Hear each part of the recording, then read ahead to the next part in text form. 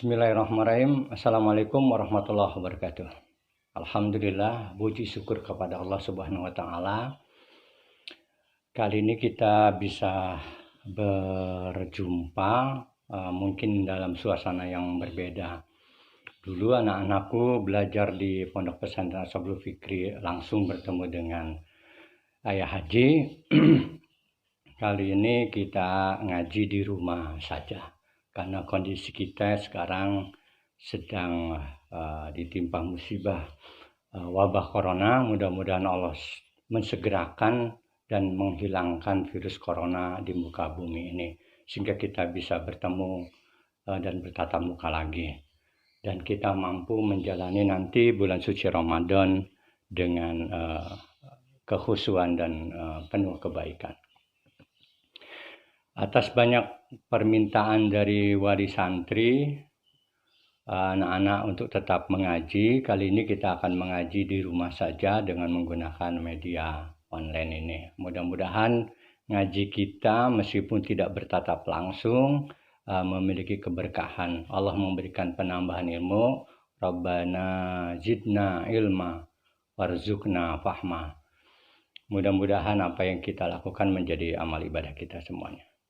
Baik anak-anakku semuanya, kali ini kita akan ngaji di rumah, ngaji mengenai kisah para nabi, dan pada kesempatan hari ini kita akan mengaji kisah Nabiullah Sholeh. Jadi dengan tema Nabiullah Sholeh dan dua unta. Anak-anakku semuanya, kisah ini dimulai dari pengangkatan Nabiullah Sholeh menjadi nabi dan utusan Allah Subhanahu wa Ta'ala untuk kalangannya sendiri, yaitu kalangan kaum Samud. Kenapa kisah ini dimulai dari situ? Karena memang Nabiullah Sholeh ini sebelum diangkat menjadi nabi itu menjadi harapan bagi mereka untuk menjadi pewaris pemimpin berikutnya, untuk menjaga kebiasaan dan tradisi nenek moyang mereka, sehingga berharap Nabiullah Sholeh ini menjadi pemimpin kaum Samud pada waktu itu. Kenapa? Karena Nabiullah Sholeh ini dikenal dengan orang yang memiliki budi pekerti yang sangat baik, memiliki wawasan dan kecerdasan yang sangat luar biasa, dan memiliki kepemimpinan yang tangguh. Dan juga didukung dengan kemampuan Nabiullah Sholeh untuk memecahkan masalah-masalah yang dihadapi oleh kaum Samud.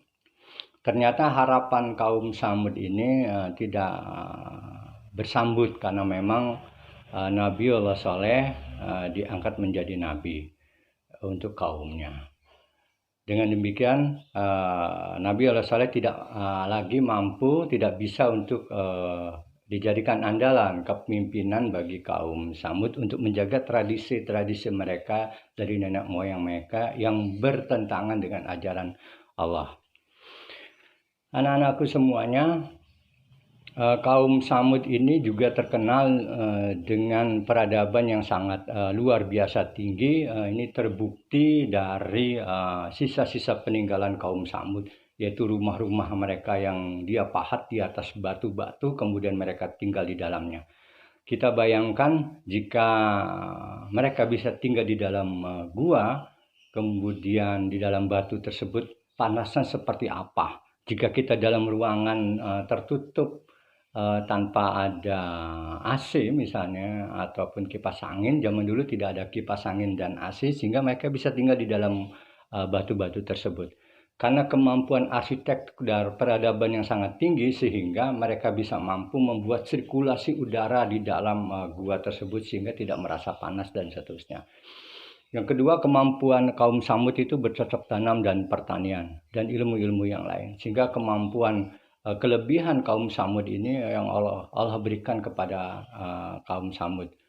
Tetapi karena pengingkaran mereka, tidak mau mengikuti ajaran Nabiullah Sholeh dan selalu membangkang utusan Allah dengan membunuh unta Nabiullah Sholeh tersebut. Anak-anakku semua, kalau kita lihat silsilah Nabiullah Sholeh ini memiliki garis keturunannya kepada Nabi Nuh, yaitu Nabiullah Saleh bin Ubaid bin Masih bin Ubaid bin Hair bin Samud bin Atsir bin Irham bin Sem dan bin Nuh. Sem ini anaknya Nabi Nuh yang memiliki keturunan banyak setelah Nabi Adam. Nah itu bin Sem, jadi keturunan Sem atau Sam. Nabiullah Saleh juga memiliki kemampuan yang sangat luar biasa dan kecakapan yang sangat luar biasa, sehingga kaum Samud berharap banyak kepada Nabiullah Saleh. Tetapi ketika diangkat menjadi Rasul, masyarakat atau kaum Samud menentang ajaran yang diajarkan oleh Nabiullah Saleh tersebut, karena tidak sesuai dengan ajaran-ajaran atau tradisi-tradisi nenek moyang mereka itu. Anak-anakku semuanya, di dalam sebuah cerita ataupun kisah mesti ada tokoh antagonis yang memberikan perlawanan. Tokoh antagonis yang dimiliki oleh kaum Samud itu dimotori oleh dua orang, yaitu pertama itu yang kita sebut dengan Zu'ab dan Rabab. Dua orang inilah motor penggerak dari penentangan Nabiullah Saleh untuk mengajarkan ajaran risalah kenabiannya kepada kaum Samud. Dua motor ini, dua tokoh ini menentang Nabiullah Saleh. Kalau memang Nabiullah Saleh itu seorang nabi, maka tunjukkanlah kepada kami, kata mereka, mukjizat. Salah satu yang diminta oleh mereka itu adalah mampu mengeluarkan unta betina dari batu yang mereka sudah gambar sendiri. Jika Nabiullah Saleh mampu mengeluarkan unta dari batu itu, maka mereka akan beriman.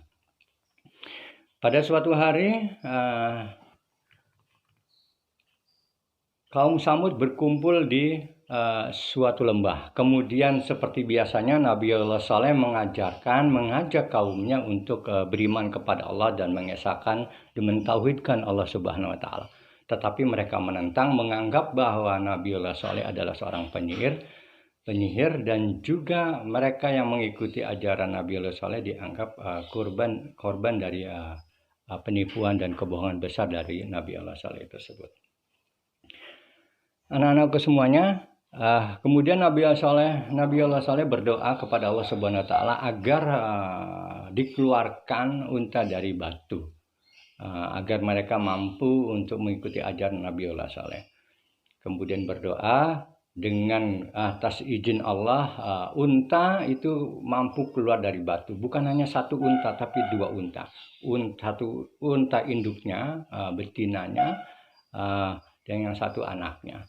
Dua unta ini sangat besar, karena memang unta ini bisa memberikan air susunya kepada kabilah kaum Samud tersebut. Kita bayangkan bagaimana suatu daerah minum dari satu susu sapi betina tersebut. Seperti kalau kita bayangkan sapi betina ini pabrik susu lah, sehingga bisa menghidupi, memberikan minum air susunya kepada mereka. Tetapi kejadian itu terjadi, ternyata mereka tidak beriman. Itulah sifat orang kafir. Diberikan petunjuk atau tidak diberikan petunjuk, dia tetap akan menentang ajaran Nabiullah Saleh. Karena seperti itu, diberikan petunjuk atau tidak, dia akan tetap menentang dan mengingkari apa yang menjadi kebenaran dari Allah Subhanahu wa taala. Syarat yang kedua, unta ini harus dibiarkan, dimerdekakan. Dia mau makan di mana, mau minum di mana, mau tinggal di mana, unta dibiarkan. Jangan sampai kaum Samud itu menyentuh dan membunuh unta tersebut. Dan kalau mereka menyentuh sampai membunuhnya, maka Allah akan memberikan azab kepada kaum Samud tersebut. Unta tersebut diberikan fasilitas minum di sumber air, bergantian dengan penduduk kaum Samud itu di sebuah sumber. Satu hari sumber itu dipakai untuk kaum Samud, satu hari sumber air itu dipakai untuk minumnya unta Nabiullah Saleh. Nah, ketika giliran unta untuk meminum air tersebut, masyarakat kaum Samud bisa mengambil memerah susu dari unta tersebut untuk kebutuhan minum sebagai pengganti hari tersebut, karena memang mereka tidak bisa mengambil air dari sumber air tersebut. Dengan demikian, dalam perjalanan waktu,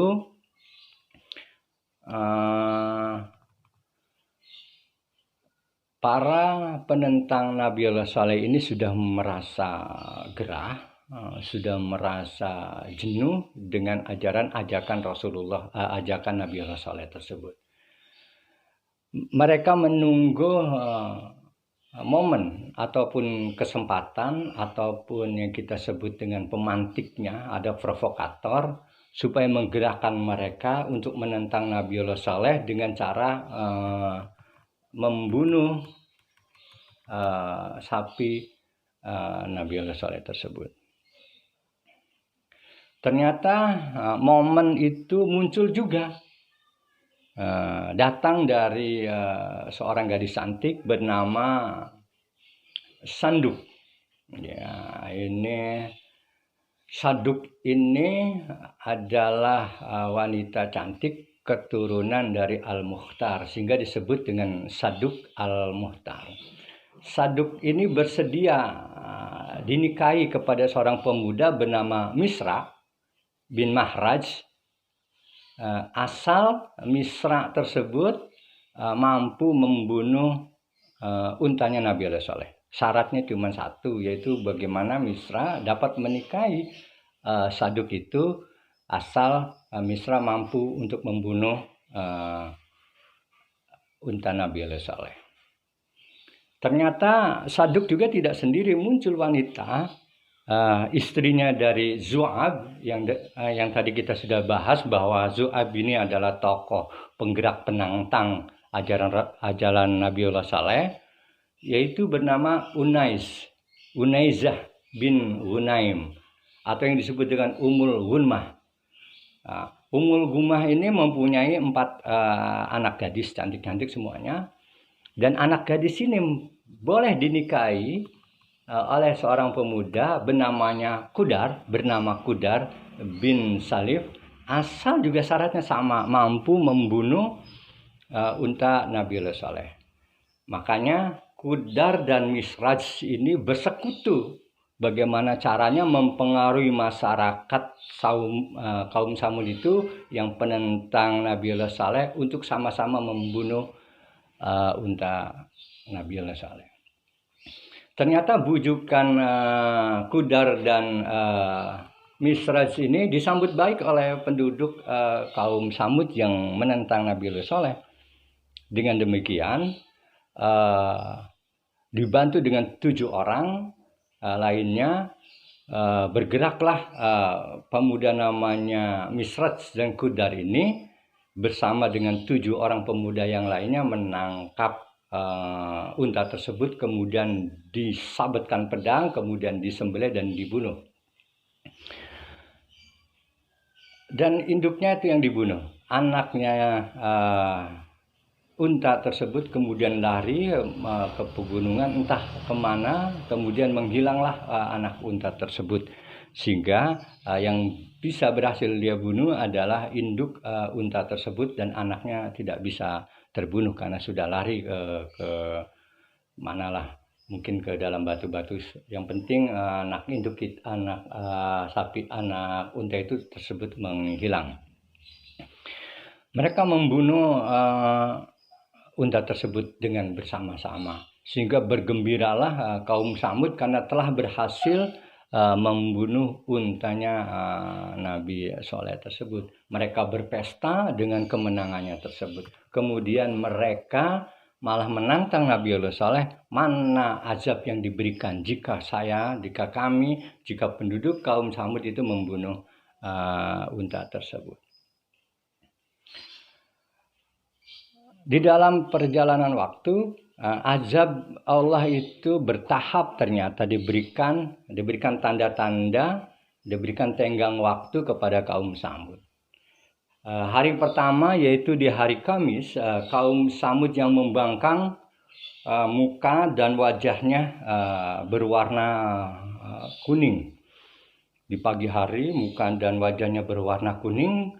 Kemudian sore harinya dia berkata kepada Nabi Allah Saleh, Saleh, mana azab Allah? Ini sudah melewati waktu. Kami sudah mampu membunuh untamu.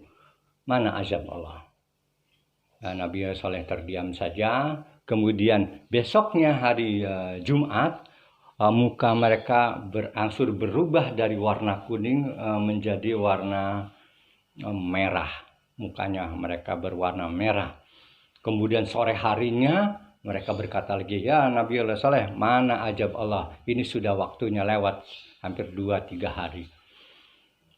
Kemudian besoknya lagi warna muka pagi harinya mereka berubah lagi di hari Sabtu.